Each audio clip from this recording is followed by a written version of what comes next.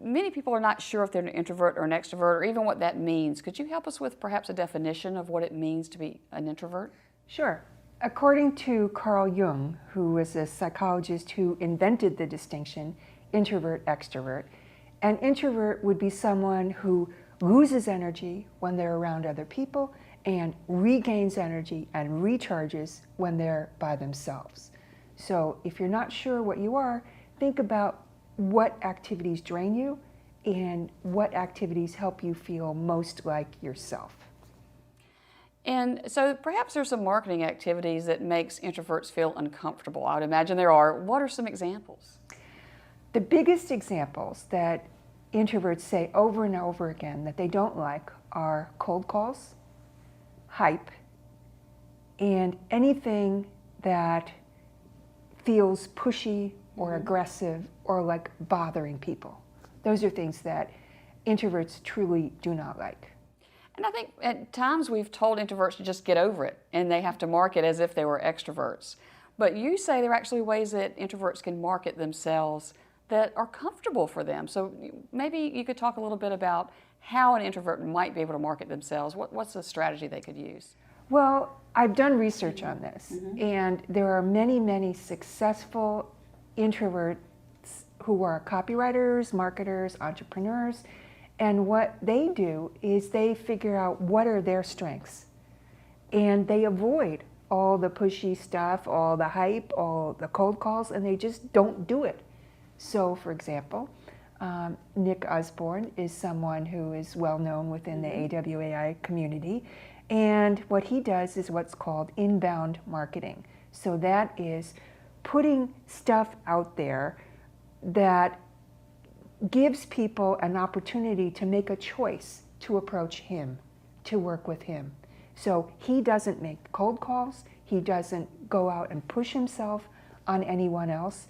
It's like you create this supermarket of your own where people who are interested in buying you and your services, then they get attracted to that. And if they're the right client for you, then they will be attracted to it, even if you don't have those stereotypical extrovert, sort of manner. And they will want to work with you, and they will hire you. That's how it works. Great. Well, one of the things I think of as a very extroverted activity is speaking. But I've heard you say that introverts can also be successful speakers. How can they approach it maybe a little bit differently than an extrovert would that would help them be successful? The thing is just that what are other people expecting of you? So there's a concept that I came up with called a designated role. So if your designated role is to be the speaker, then that's what everyone is expecting from you. And it's fine. Introverts can perform very well as teachers, as radio personalities, as actors, and as speakers. They do need to prepare because we introverts feel more comfortable when we're prepared, so that we're probably not going to be improv artists, and we're not going to be the performer on the street who just starts doing their thing and attracts a crowd. We don't like to do things that way. But if we walk into a room and we're introduced and everybody's clapping, it's fine. We've prepared, we deliver our speech, and then that's going to draw potential clients to us. Right. So it's just preparing a safe environment for yourself, it sounds Exactly. like. That's good.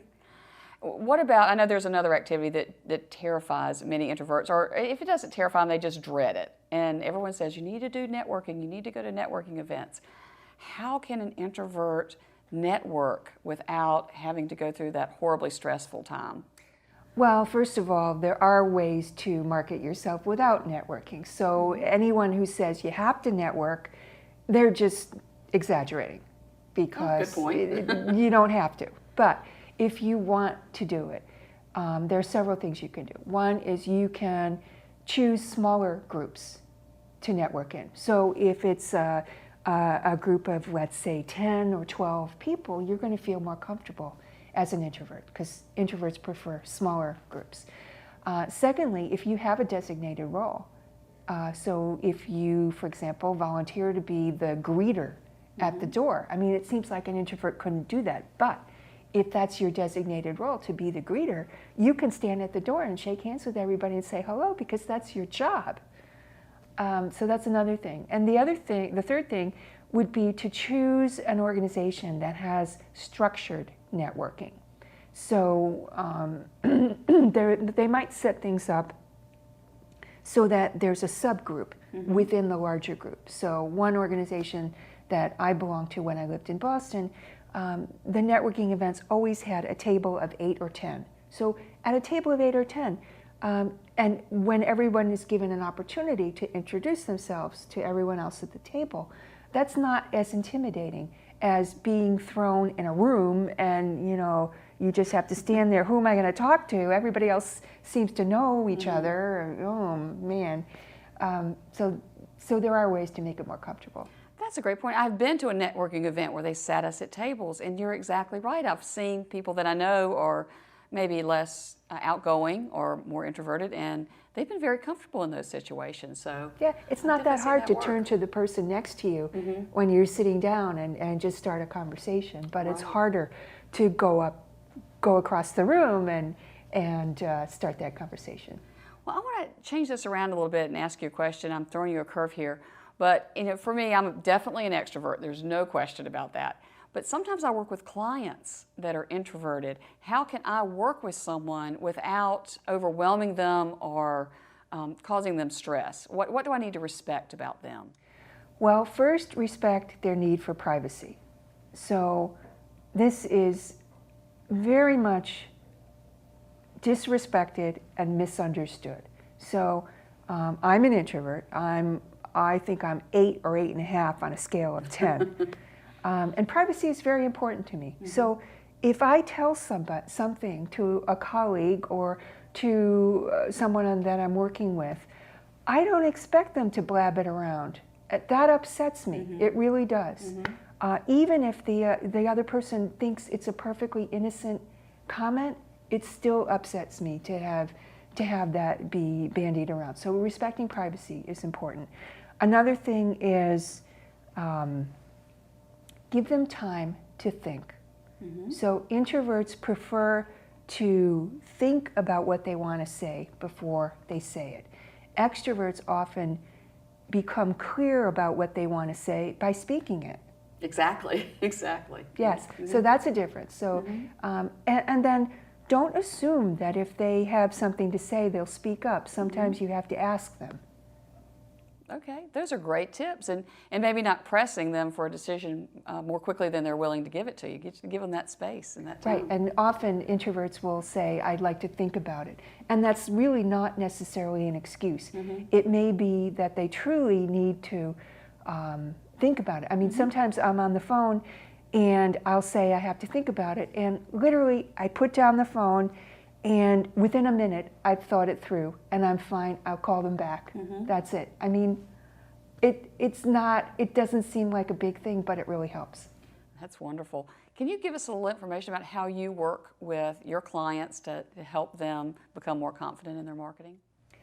Well, I work not only with introverts, but I can work with extroverts as well. But my approach is always very respectful of the client. So I will never tell them to do something that they feel deeply uncomfortable about. I think that's really important because we are not successful if we are unconfident and if we feel that it's something that, you know, makes us feel yucky. If we feel that we're going to be bothering somebody else or doing something that just doesn't feel right to us in an ethical sense also, then it's not going to work. I know at your presentation at the AWAI Bootcamp, you asked how many were introverts, and it was more than half the room, I think. These need to know that they're not alone if they feel, you know, that they're introverted and maybe don't adapt to what others have told them the way they have to market themselves. Yes, and certain professions, of course, attract introverts. I mean, classically, librarians, writers, artists, people who feel comfortable being alone. It's a great fit for an introvert. I was just talking with someone recently who said she was having trouble getting to the writing that she wanted to do. And typically that's a problem that extroverts have. They would rather talk about it than do it, because doing it means that they have to be alone, and there's no one else around, just them and the typewriter keyboard and the screen and so on. And so that's not a challenge for introverts. Right. Well, if someone is interested in finding out more about what you do and maybe how you can help them, how can they get in touch with you?